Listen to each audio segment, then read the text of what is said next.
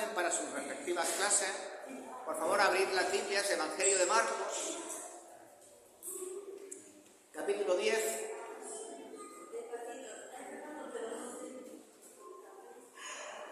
Evangelio de Marcos, capítulo 10, versículos 17 al 27.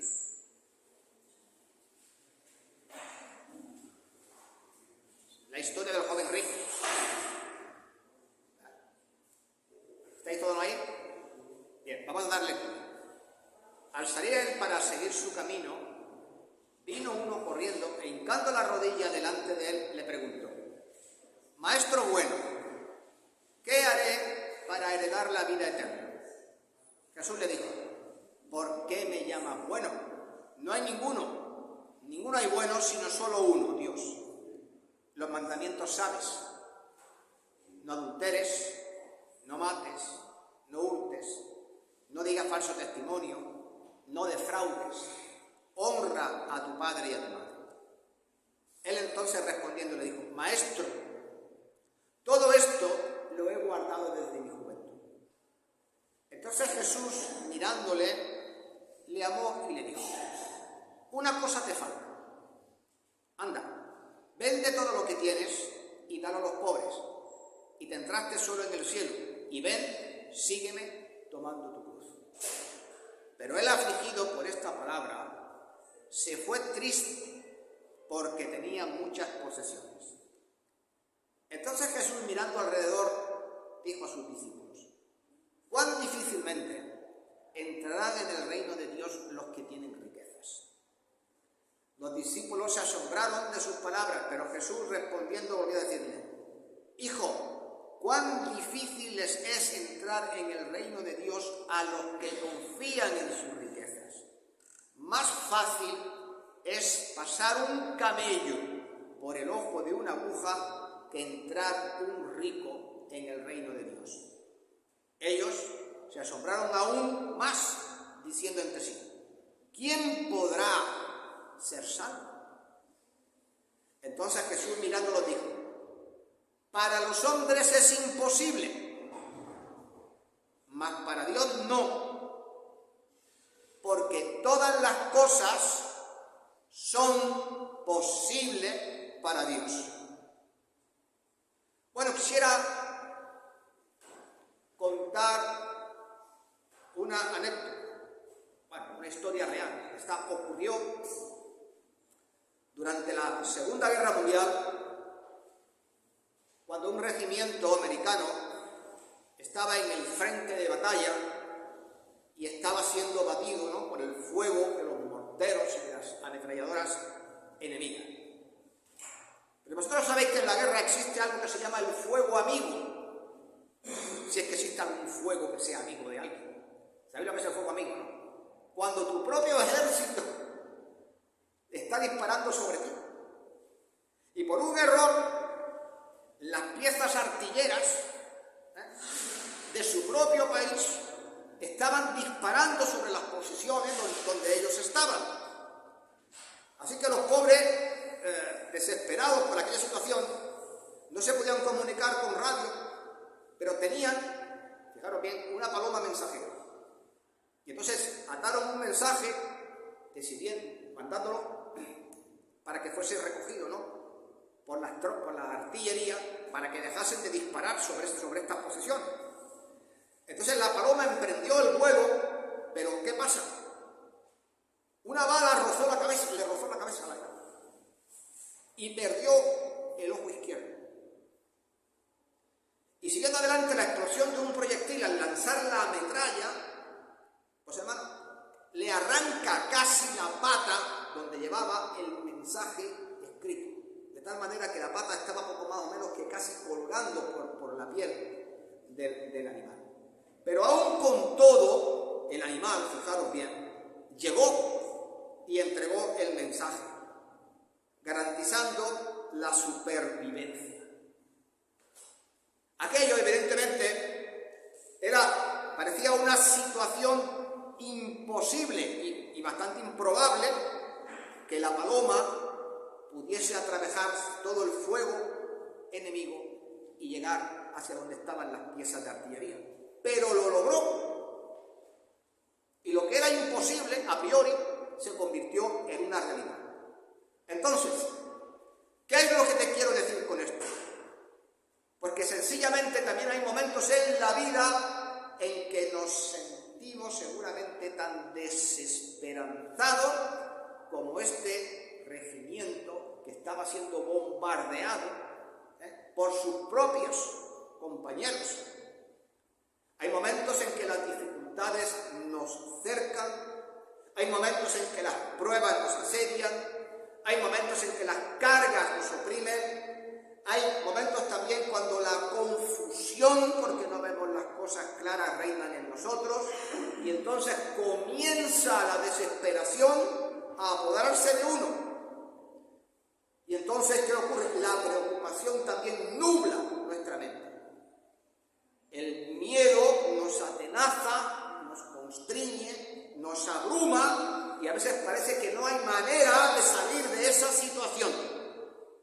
Y creo que todos nosotros alguna vez en la vida hemos experimentado situaciones como esta, si es que alguno de vosotros no la está experimentando justamente en este momento. Entonces este pasaje que hemos leído nos recuerda una cosa, y nos recuerda que siempre, hermanos, tenemos esperanza. Porque este pasaje, lo mismo que hemos leído justamente en Jeremías esta mañana, nos invita a mirar más allá de las circunstancias, para ver que Dios es capaz de hacer cosas, hermanos, que para nosotros son absolutamente imposibles. Esta es la historia del joven rico, conocida de todos. Vino hasta el Señor Jesús para hablar de su vida espiritual. Pero cuando Jesús le dijo, renuncia a tus riquezas y sígueme, lo que ocurrió es que este se alejó de él porque prefería sus riquezas antes que seguir al Señor. Y esta es una historia evidentemente triste. Después de que el joven se fuese,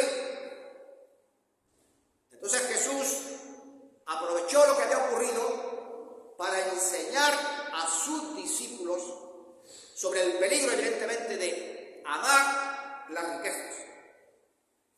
Y les dijo que a alguna gente, evidentemente, le es muy difícil cambiar su lealtad al dinero. Y por eso, para ilustrar lo difícil que una persona adinerada se entregue a Jesús, les dijo, más fácil es pasar un camello por el ojo de una aguja que entrar un rico en el reino de Dios. ¿Cuál es el orificio más pequeño que se encuentra en una casa?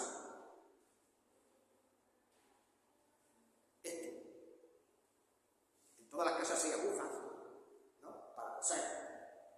Pero el ojo de la aguja es diminuto, pequeñísimo, ¿no? Hay que tener muy buena vista, ¿no? para enhebrar la aguja. Bueno, entonces, el Señor Jesús le dijo esto, para mostrar la imposibilidad de que nadie llegue a ser salvo por sí mismo.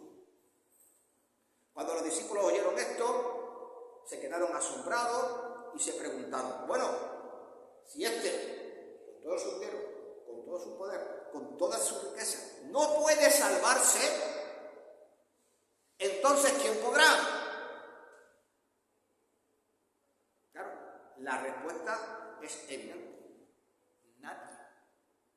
Nadie puede salvarse así. Entonces Jesús terminó comentándole a sus discípulos este pasaje en lo que justamente le quiero centrar hoy, en el versículo 27, y le dijo, porque para los hombres es imposible, mas para Dios no, porque todas las cosas son posibles para Dios.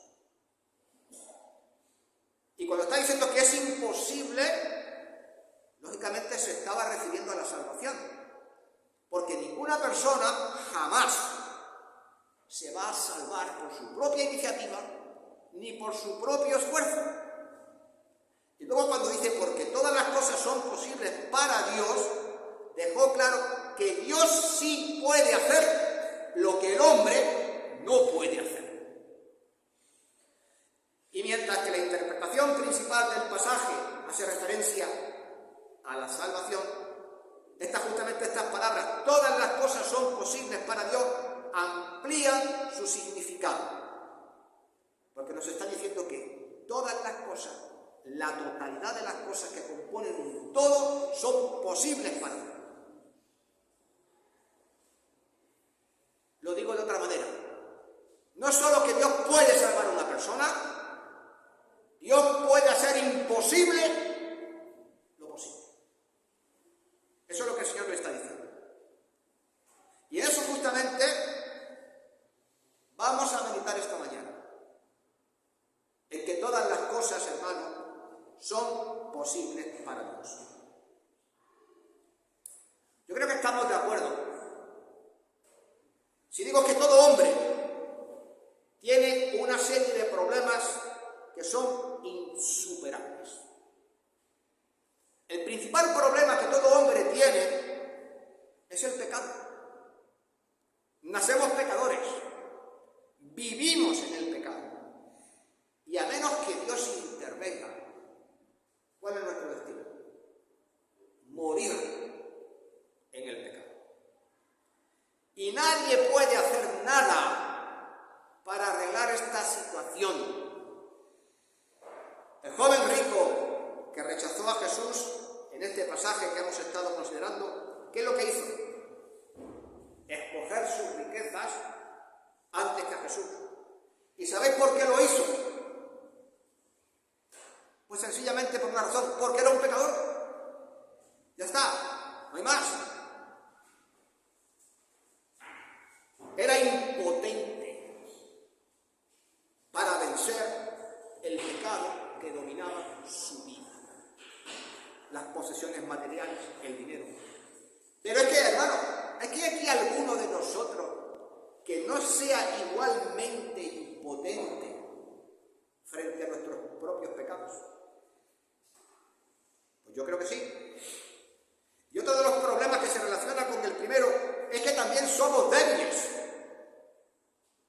Carecemos del poder para lograr cualquier cosa que esté relacionada con la eternidad. Carecemos del poder para cambiar a otras personas y también carecemos del poder para cambiar muchas veces las circunstancias en las que estamos. Y cuando las personas se sienten atrapadas en sus problemas, actúan de manera irracional. Cuando alguien tiene muchos problemas, por ejemplo, ¿habéis ido alguna vez a la oficina? O sea, de cualquier organismo público. Y está allí el funcionario hasta las narices, tiene mucho trabajo, tiene muchos problemas y está con un humor de perro. Y entonces tú llegas allí para que te firme un papel, te haga un trámite, ¿y qué te cargas? ¡Una bronca! ¿Qué es lo que hace? Se desahoga contigo, ¿no? Y el que menos culpa tiene, paga los platos rotos. Otros, evidentemente, que se dedican a protestar, ¿no? Y mientras que están de aquí para allá, les dicen,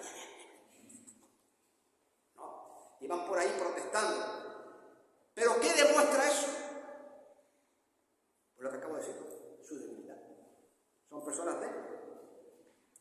Y esta misma impotencia, hermano, nos sigue a todos nosotros en el ámbito de la vida. Y muchas veces cuando estamos atrapados en situaciones, como por ejemplo difíciles, como por ejemplo tenemos situaciones económicas complejas, cuando también tenemos una situación difícil en la relación con otra persona, porque hay lo mal que me llevo con fulano, lo mal que me llevo con mengano, pero qué tío más antipático, y como decimos en mi tierra, pero bueno, voy a decir la palabra un poco más sonante, lo voy a poner en la palabra sevillana, qué mala sombra tiene el tío este, ¿no? Y claro, y también cuando las presiones aumentan, las personas se comportan así, y no pueden librarse. David muchas veces se sintió de estas maneras. Salmo 55, dijo, mi corazón está dolorido dentro de mí, terrores de muerte sobre mí han caído, temor y temblor vinieron sobre mí, y terror me ha cubierto. ¿Quién me diese alas como paloma? Volaría yo y descansaría, ciertamente huiría lejos, moraría en el desierto. Me apresuraría a escapar del viento borrascoso y de la tempestad. ¿Quién de vosotros no se ha sentido así? ¿Quién de vosotros decía, ojalá no estuviera aquí? Ojalá no estuviera viviendo el problema que estoy viviendo. Ojalá no estuviese pasando por la situación que estoy pasando. Ojalá no tuviera el pelma de mi hermano llamándome para darme un disgusto cada vez que me llama por teléfono. Por ejemplo, por lo que me está a mí sucediendo. ¿A quién? Pues claro, nadie quiere. Todo el mundo quiere oír de sus problemas. Pero ¿sabéis cuál es el problema? Que vayas donde vayas, tus problemas pues van contigo. Ya está. Entonces, aunque David había sido ungido como rey, estaba atrapado en sus circunstancias y ni siquiera siendo rey con todo su poder podía cambiar esas cosas. Entonces, ¿tú te has sentido alguna vez atrapado? ¿Qué pasa cuando llega una enfermedad, verdad, Estela, sobre la que tú no puedes curarte? ¿Qué pasa cuando muere un ser querido y eres incapaz de detener la enfermedad que le lleva a la muerte? ¿Cómo te sientes? ¿Qué pasa cuando por algún motivo te sientes triste o deprimido y no puedes hacer nada? ¿No te sientes así? Como David, también atrapado. ¿Qué pasa cuando tienes problemas económicos y llegar a fin de mes se te hace un mundo? ¿O qué pasa cuando hay gente que te intimida y te amenaza y no puedes hacer nada por detenerlo? ¿No te sientes también como el rey David, atrapado? ¿No te sientes débil? Si os dais cuenta, nuestra debilidad es justamente, a priori, uno de nuestros peores enemigos. Sin embargo, ¿sabéis cuál es la buena noticia? Pues la buena noticia es que si hay algo que Dios no quiere, lo vuelvo a decir, no quiere, es que seamos fuertes. ¿Sabéis cómo a Dios le gusta vernos? Débiles. Me dice, ¿qué contrasentido? Pues no. Porque lo que Dios quiere es que seamos conscientes de nuestras debilidades. Voy aquí a recordar lo que le pasaba al apóstol Pablo. Dicen las Escrituras que él luchaba con su espina en la carne. Muchos piensan que él tenía un problema, ¿no?, en los ojos. Luego en Timoteo le escribe, mira con cuán grandes letras te escribo, y parece ser que pudiese ser por ahí. Era algo que le ocasionaba dolor, sufrimiento. Dice, hasta 3 veces, ¿no?, le he rogado al Señor que me lo quite. Pero en el versículo 9 del capítulo 12 de 2 de Corintios dice, pero me ha dicho, bástate mi gracia, porque mi poder se perfecciona, ¿dónde? Mira, en la debilidad. Por tanto, de buena gana me gloriaré más bien en mis debilidades, para que repose sobre mí el poder de Cristo. Por lo cual, por amor de Cristo, me gozo en mis debilidades, en las afrentas, en las necesidades, en las persecuciones, en las angustias, porque cuando soy débil, ¿qué dice? Entonces soy fuerte. Hay que contrasentido. Claro, no entendamos mal esto. Pablo no está aquí diciendo que disfruta con la debilidad. Lo que está diciendo es que él comprende una verdad importante. Lo que te está diciendo es que la debilidad es el terreno perfecto para que en él se siembre el poder soberano de Dios. Porque cuando estamos en nuestro momento más débil, es cuando podemos también ver a Dios en su momento más fuerte.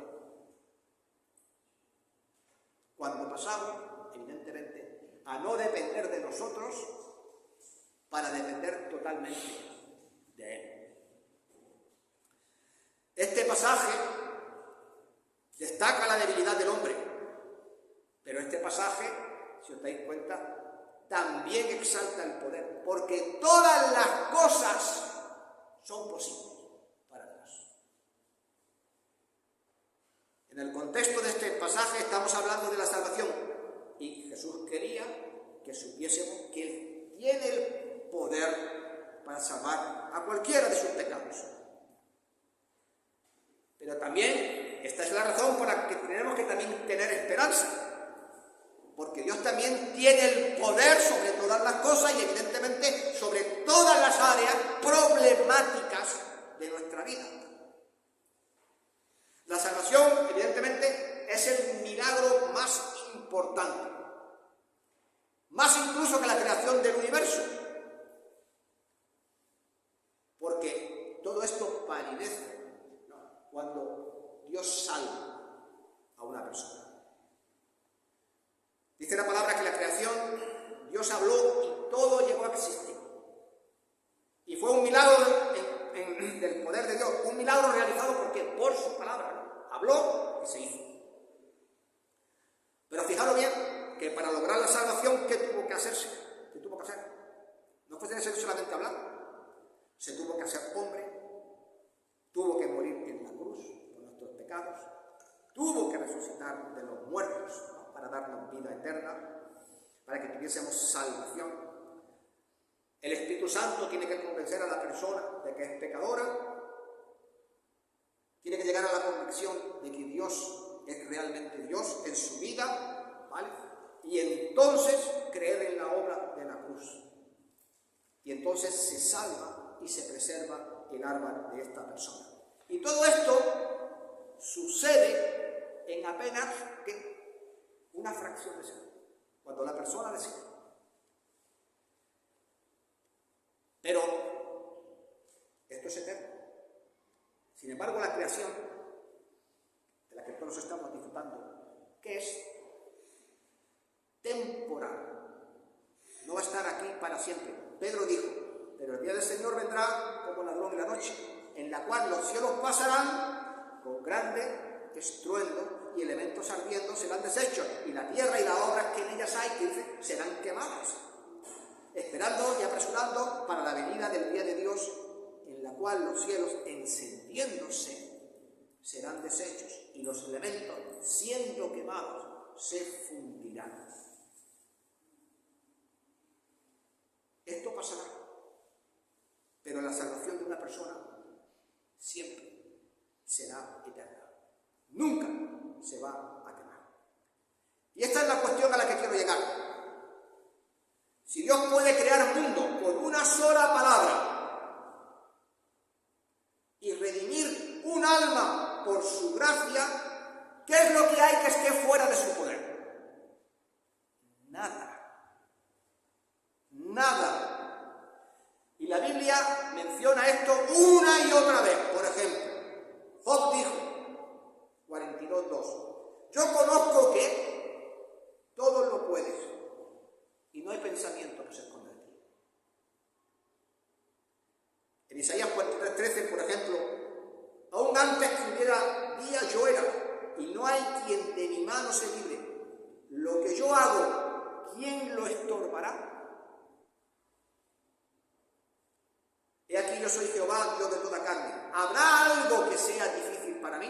Lo hemos leído hace poco en la escuela dominical, Jeremías 32:27. O Marcos 9:23, si puedes creer al que cree, todo le es posible. O Mateo 28:18, toda potestad me es dada en el cielo y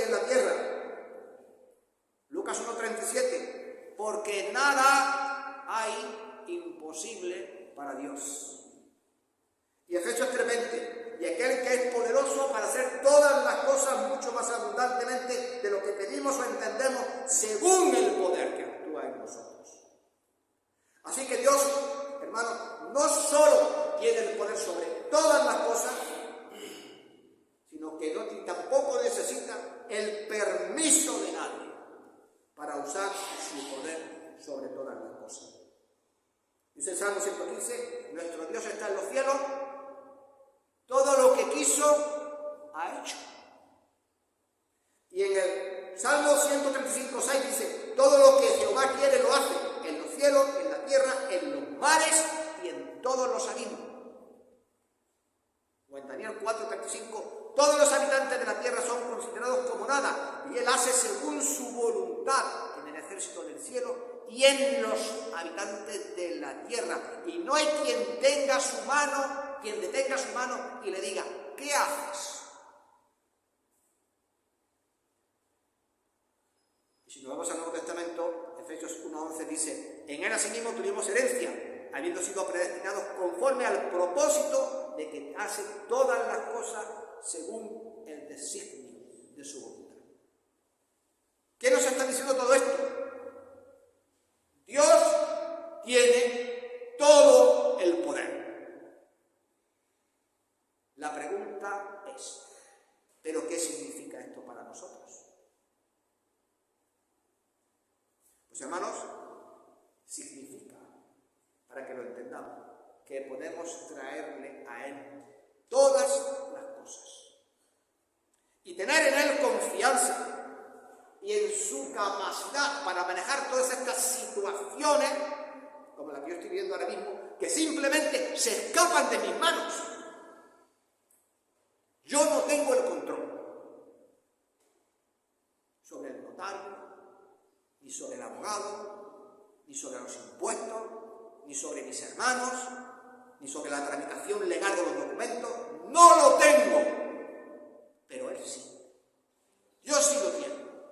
Y lo que Dios me pide, déjame que yo me encargue de este asunto. ¿Por qué? Porque yo tengo todo el poder. Por eso la palabra de Dios nos dice, porque no tenemos un sumo sacerdote, Hebreos 4:15, que no pueda compadecerse de nuestras debilidades, sino uno que fue tentado en todo según nuestra semejanza. Y entonces, ¿qué te dice Dios? Acercémonos pues confiadamente al trono de la gracia para alcanzar misericordia y hallar gracia para el oportuno socorro. ¿Qué te está diciendo Dios? Ven a mí. Ven a mí con tus problemas.